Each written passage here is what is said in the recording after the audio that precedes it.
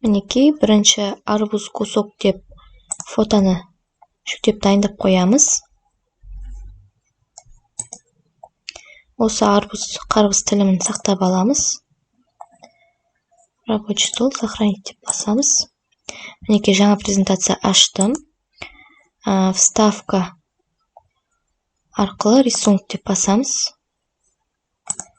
Жаңағы қарбыз тілігімізді қоямыз. Мінекей.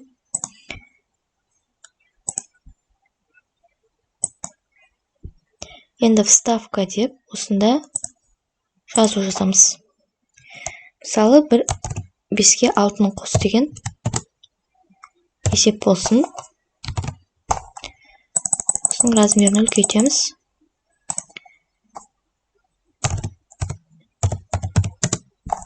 Шрифтін барлығын өзіміздің қаламызша қоямыз.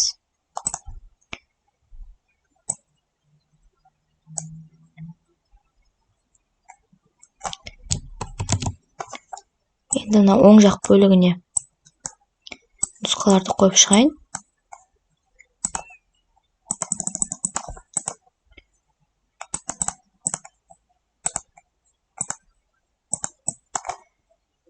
Бұнда 9 дейік.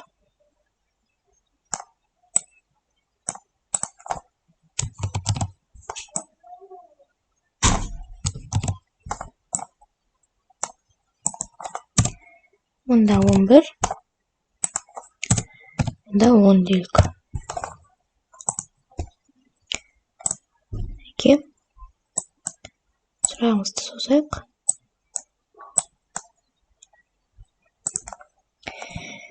Енді вставкаға кіріп, фигура қоямыз. Яғни бұл бізге дұрыс жауап басқан кезде осы фигура бұнда пайда болатын болады. Бұны ақ түске бояймыз. Яғни бала дұрыс жауапты айтқан кезде осы арбуз тілімі пайда болсын. Осылай екеуін выделять етіп, группировать етеміз. Мінекей болды.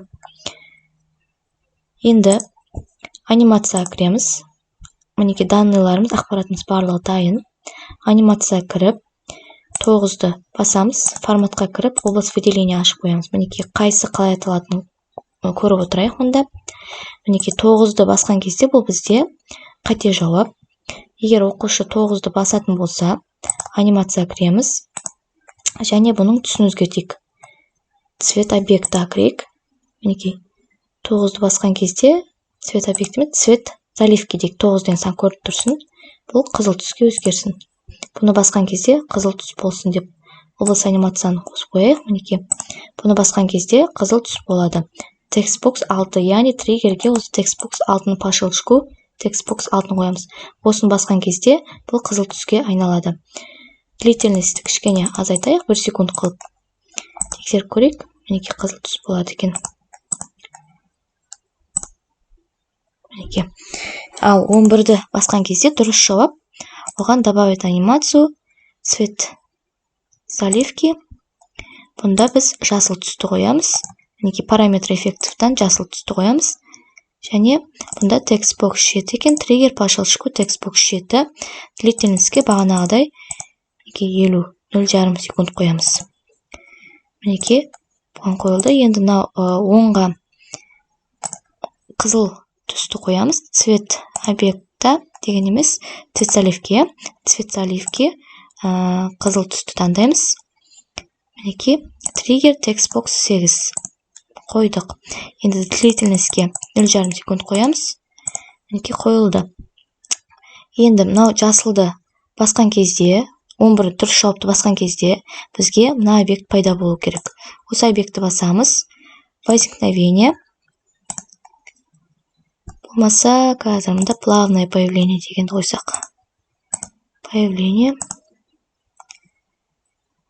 Мұнда бір әдемі бір қарбыз тілімі секілді бір эффект таңдауға болады. Возникновение дұрыс секілді ғой.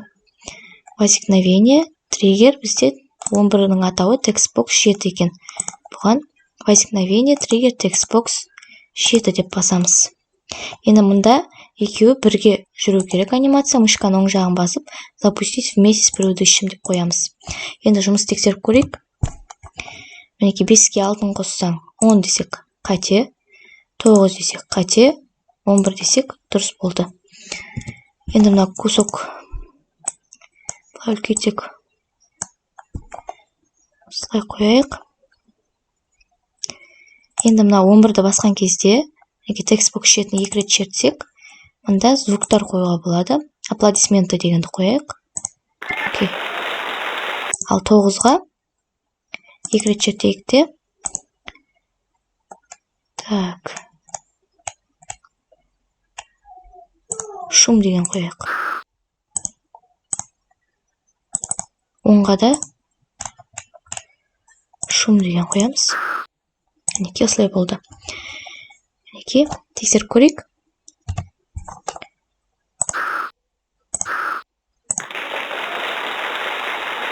Мінекей дұрыс жауап шықты. Енді келесі арбыз тілімін. Мына тілімді мінекей группа 11 екен бұл. Осы группа 11-ді копировать, вставить етіп қоямыз. Бұл группа 12 болды. Бұның анимациясын алып тастаймыз. Мына арбыз тілімін кішкене алдыға жылжытамыз. Ал мынау анимациясын алып тастаған тілімді жоғары қарай қоямыз. Енді мынау анимациясы бар тілімді астыға қарай қоямыз. Яғни қазір біз қайтадан анимация қосып отырмаймыз. Енді мынау 11 деген дұрыс жауапты астыға түсіріп, орындарына ауыстырып қоямыз.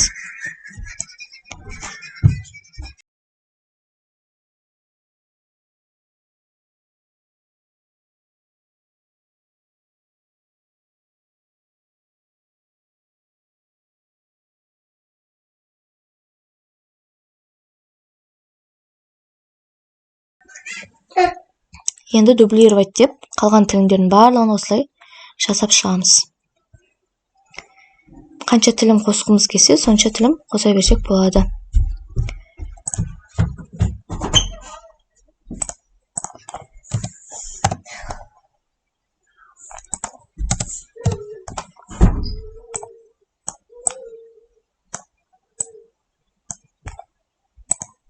Анимациясы жоқ тілімді копировать, ставить дейміз.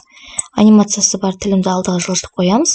Анимациясы жоқ тілімді екінші сұрақтың тілімі ретінде қойып қоямыз. Мінекей осылай. Тағы да дубликатын жасаймыз.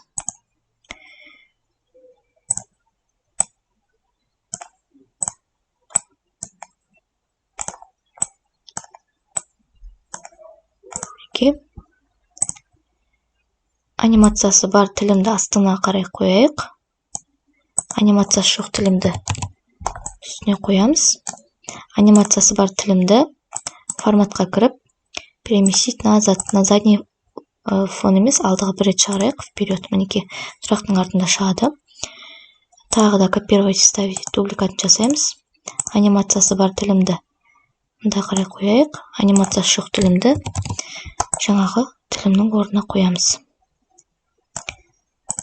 На задний фон дейікті, переместить вперед басамыз. Мінекей. Тағы да дубликатын жасайық. Әзірге 35 сұрақ жететін секілді.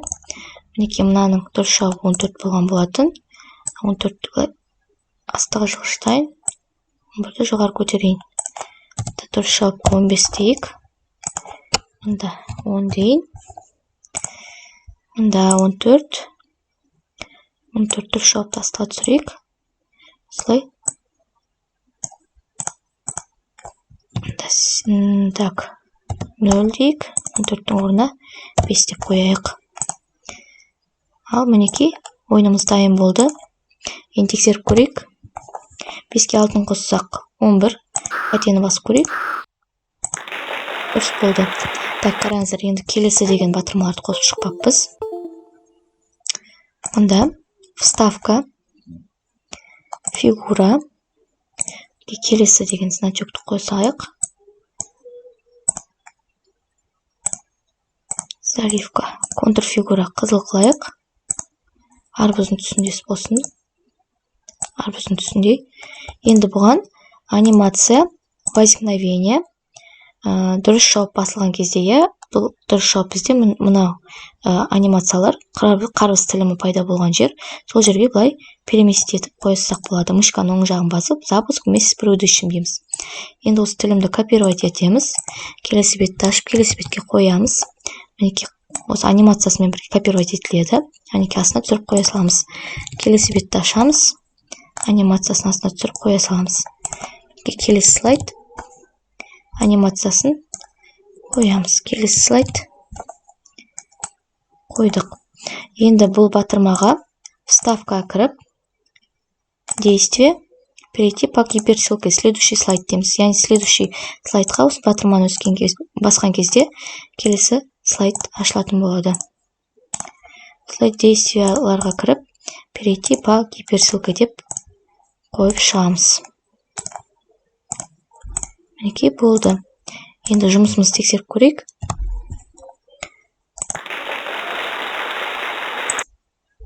Беске 5 9 10 14 қателер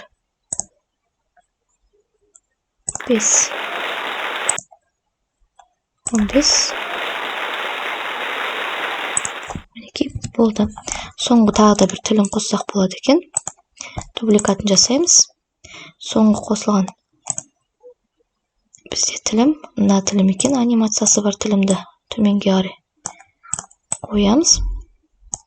Анимациясы жоқ тілімді копировать ставить деп мұнда қоямыз. Бұны кішкене артқа жылжытамыз. Енді соңғы мұнда жауабын өзгертейік. 19 болды. Мінекей жұмысымыз дайын болды. Осылай біз қарбыз тілімі ойынын құрсақ болады. Дұрыс жауап, қате жауаптары арқылы. Назарларыңызға рахмет.